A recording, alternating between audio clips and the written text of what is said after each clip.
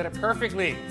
So tell us what this dish is. Well, this is it's a classic dish. It's classic to the Burgundy region of France. And some of the important things that go into a bourguignon is it usually has pearl onions, it has bacon, and it has Burgundy wine, which is made from the Pinot Noir grape. We're gonna do a little bit. We're gonna take a little license with it. We're gonna use regular onions instead of pearl onions. But other than that, I think it should be pretty close to what would be considered a classic interpretation of the dish. Okay, so you're cutting the bacon right now. I'm starting with bacon, and I'm using thick cut, and I'm using, this happens to be applewood smoked. So I really want to get some good bacon in there. And I'm going to put it in the pan here. And what I'm going to do is I'm not going to brown the bacon. I'm going to just sweat it so that I can get the fat out. Okay. Now in the video, I'm using a shallower pan just so you can see what's happening. But when you make this at home, you're going to want to use a larger pot. And we're going to use this pot to actually make the stew. But like a Dutch oven? Or a Dutch oven. But we're gonna cook and brown in this pan just so that everyone can see what's happening, right? Okay. So again, we're just gonna slowly cook this. I don't want to crisp this. I just want to render some of the fat out. And while that's happening, we're gonna start onto the beef. This is chuck. Certified Angus beef. This is chuck. This is the chuck roast, and we are using Certified Angus beef. We're using premium choice certified Angus beef. Beef. Now, you can go in if you want to go in a store and you can just buy cut stew meat. But I thought I'd show you how you can cut your own. That way you can pick the piece that you want, right? I'm taking off the fat here, and then I want to make sure that I'm cutting into the piece sizes that I want, and then I just got to keep an eye on any connective tissues, stuff like that. I'm going to take that out, like right here. This piece is going to come out here. Keep an eye on my bacon.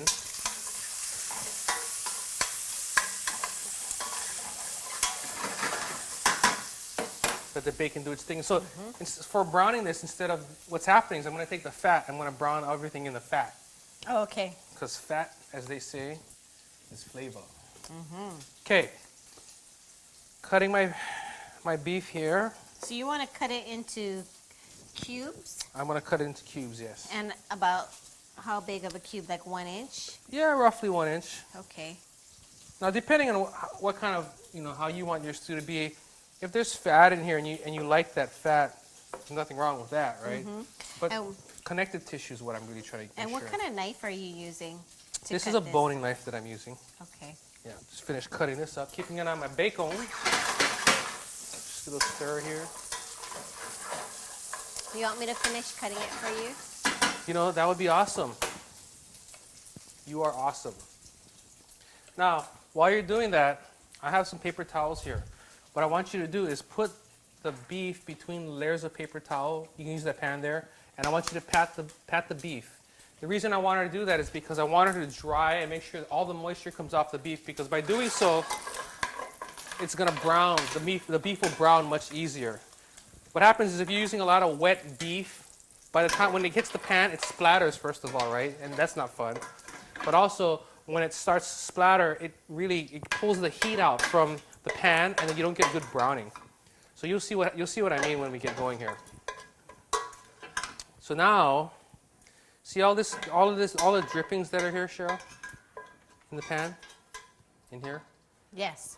That's what we're going to use to brown. We have our pan. It is hot.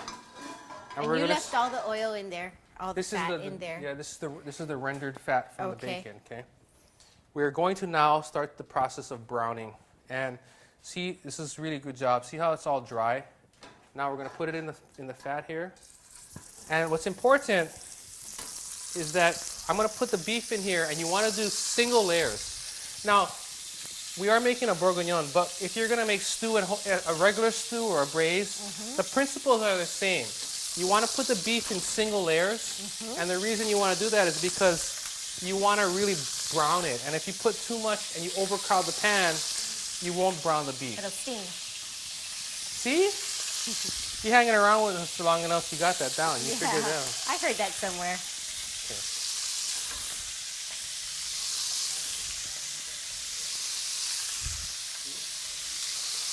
tell you what. Why don't we switch? You can finish browning. Okay. They're ready to turn over here. Okay. Go for it. Ooh, nice and brown. That's right. Okay, great. Okay, while she's finishing browning, I'm going to go ahead and cut some onions here. These are just regular yellow onions. Now, again, you could use pearl onions, but for the simplicity, just because of things that I think are easy to find at the store, I'm going to go ahead and use regular onions here. I'm just going to slice them.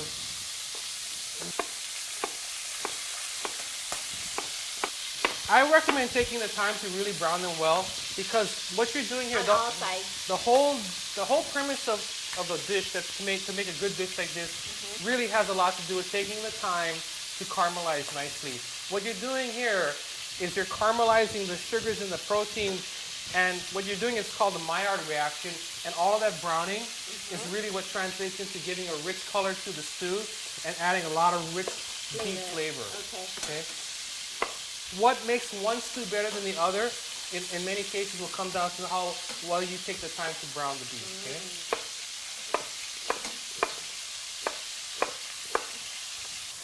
I think this is good, Tony. Oh yeah, I'll take over from here. Here, why don't we switch? Okay, so let me take the rest of the beef out here. Now we're gonna move into the onions now, okay?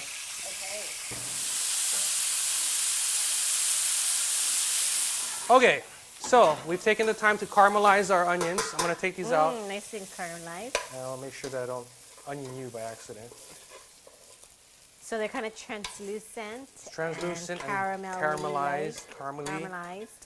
And now, That after I get smells these out, really I'm gonna good. throw the carrots in real quick. Okay. Get some color on the carrots. Let's get these things caramelized a little bit. We'll caramelize these as well, and then we'll come back and we'll keep moving and just keep building layers and layers and layers. Okay. Okay. So now I've got my things caramelized here, Your my carrots, my things. caramelized. You're I'm gonna putting add the your onions back in here. in. Okay. Now I also have some garlic here that I'm gonna put in, and I'm putting it in now because I don't want I want the garlic flavor, but I don't need it to be caramelized. I just want more of the flavor here, so that's why I added it last. Still gonna get a little caramelization, okay. and now I'm gonna add some tomato paste. Oh. Okay, we want to cook this a little bit. I want to pincer the tomato paste, which means to also let the sugar start to come out a little bit on that as well. Okay. Okay. Now remember, this would normally be done in my Dutch oven or my pot, right? So I'm gonna get ready to transfer all of this into the big pot, but I do want to make sure that I get all of the flavor out of this pan. I talked about that fond. So I am going to deglaze the pan a little bit. I'm going to add some liquid into the pan to get all the flavor bits to come off of the pan before I put everything into the pot. So that's the broth. Well, I'm going to use a little bit of the wine, but Oh, wine and broth will go together into the pot. Okay. Okay. I'm going to let the tomato paste just cook a little bit. Boom, then we're going to hit it, okay? So let me get it right now. All right. And what kind of wine are you using? I'm using Pinot Noir. Technically, if I was going to do this, I would use Burgundy. Burgundy wine, which is from Burgundy, France, using the Pinot Noir grape. But I'm using Pinot Noir. And why is that? What's that? Why are you using this? Why am I using? Pinot Noir. Because I want to stay true to the style of the wine. I mean, I just happen to have Pinot Noir instead of the Burgundy wine, yeah. Okay. But if I don't, do I choose a darker, heavier wine or a lighter wine? You know, I was thinking about that. If you're going to make the dish, I would recommend using Pinot Noir. Okay. And the reason why is because Pinot Noir, of the grape varietals, is a thin-skinned varietal. It's a thin-skinned grape, which gives you a wine that has good acidity and not heavy character and a lot of extraction from skins. If you're using like a Cabernet Sauvignon or a Merlot, those are thick-skinned grapes, and they give you a lot of tannin and a lot of other characters that when you cook the stew very slowly in the oven, it may not cook out, and so you could have a somewhat harsher stew. Okay. So I would recommend using Pinot Noir, the grape varietal. If you're going to use a Burgundy wine, you're going to have a Pinot Noir in it. If you don't have Pinot Noir, I would just make sure that I'm using another thin-skinned varietal. You could use something like Chianti that uses a Sangiovese grape. That's another thin-skinned varietal. So just keep in mind a thin-skinned grape that you're going to want to use, okay? So now I'm going to get all of this. I'm going to get the beef with the bacon. I'm going to get this together. I'm going to put this in the pot. I'm going to get it all combined together. I'm going to add, I have broth here and wine. This entire bottle of wine is going to go in, and then I'm going to add enough broth just to come up to the level of all of the solids here. Okay? I'm going to do that real quick, and then when it's simmering, I'll come back and we can see it all together, okay? Okay, so we combine all of the onions and the carrots and the beef and the bacon. I added the wine. The whole bottle? The whole bottle. I added broth. I brought it to a simmer. And now I'm going to throw in some fresh thyme. The whole thing like I'm going to throw this whole thing in. It'll simmer, and then I'll take it out before we serve it. Oh, okay. I'm going to put this in here. Give it a quick stir just to submerge it into our braise here. Okay. So actually, you could have done everything in that one pot. Yeah, but you could do it in the pot, but you still want to do it in stages, right? Because if you try to do it all and just keep adding, it's not gonna keep. But you could have just done everything in stages in one pot. And I did this so that I did it in a smaller pot just so it's easier to see. This pot's just kind of hard to see. So I have an oven on. It's 250 degrees, and boiling point is 212, right? So this is gonna go very slowly in the oven for about an hour and a quarter, and I'll know it's done when I can pierce the beef and it doesn't resist the fork. Okay. So I'm going to put this in the oven, and then we're going to get some other things ready for the dish while that's happening, okay? So now we have our bourguignon in the oven. And it's braising right now. Cheryl's going to finish quartering these mushrooms. I'm going to start sautéing, and then she's going to mix flour and butter together that we're going to use to thicken the stew. That's called? This is called Bourguignon, okay? These are the mushrooms. The mushrooms, again, one of the classic ingredients necessary for a bourguignon. Now, when I'm doing the sauté on these, I want a medium-high heat, but I don't want it too high because I'm using whole butter. If I was too high, it will burn the milk solids in here. So I want a high enough heat that I can sauté with, but not one that's going to burn the butter here. And you use button mushrooms. These are just button mushrooms. Yes. Okay. Okay. All right. Again, on this dish, if you need to do it in batches because the pan size and the heat, that's perfectly fine. And because of this size of pan, I'm going to do two batches. And I notice that the butter is sucked up very quickly in the mushrooms here, so I'm going to add a little bit more. You know, you can use your judgment on this one here. So we're going to finish sautéing here. When we come back, I'll have the finished stew, and then we'll go ahead and plate it up, and we'll have a finished product to look at. Great. Ooh, it smells good.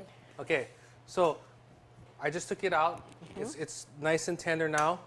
And now what we're going to do is we're going to take the Bourguignon, and I'm going to use it to thicken my stew here.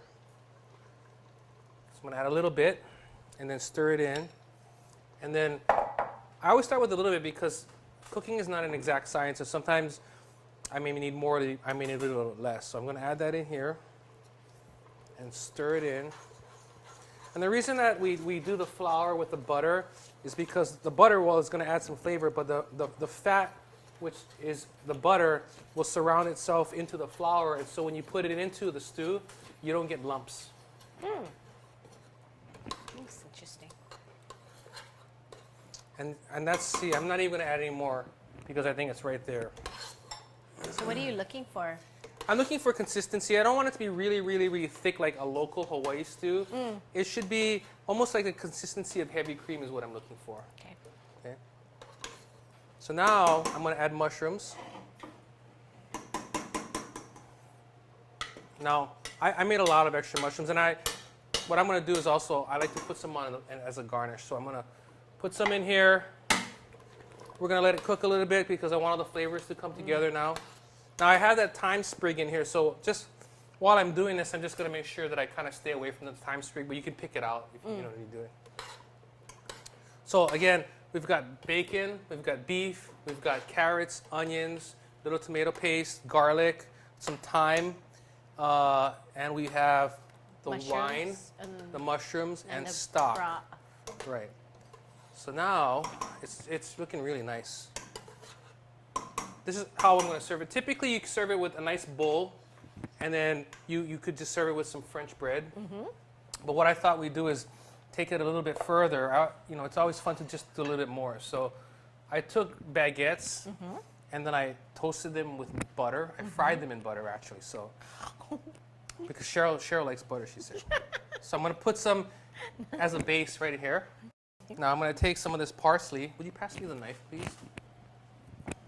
Oh, I'm going to just chop some of this parsley up real fast. this is flat leaf parsley. This is flat leaf or Italian parsley. You can use curly leaf or American if you have. I like flat leaf, but it's just a personal preference. So now we have our parsley. We have our garnish here. You're going to try this, right? Yes. Okay, just checking. Now, So you put that on the bottom as the base. the base, yeah. So now I can soak up all the juices and everything. So here we go. I'm going to have some beef here. I'm going to put on top. I got more bacon, another piece of beef. I got some of the carrots here, onions. Really want to get that in there, get that nice and happy. I'm going to get a little of this broth here. This is a nice rich broth here. Put some on the top here. Ooh. Now, you pass me a spoon, please? But I want to just throw a little bit more mushrooms here on the top because it just makes You it mean look you'll fresh. just put a little bit of Just a that few flakes, salt yeah. on the So top? we're going to add the parsley here on the top here. Okay, I'm going to add, I have some sea salt, so we're going to do that for this. Okay, just a little bit. Ooh, wow. Okay. And here we have it. This is our beef bourguignon. It's garnished and it's served on a nice piece of butter fried baguette. We've got our beef, got mushrooms, parsley. You got to try it now. Okay. Cheryl's going to go for a taste here. I want And to it's taste the. I want to taste the the broth. broth. It's hot. Mmm. Is it rich, really rich? Really rich. Perfect for a cool, cold, wintry day. Mmm. Beef bourguignon. Whoops. Try it. I know Wow. you'll love it. I love it. Yeah, see? For more recipes like this, visit us at foodland.com. Yum.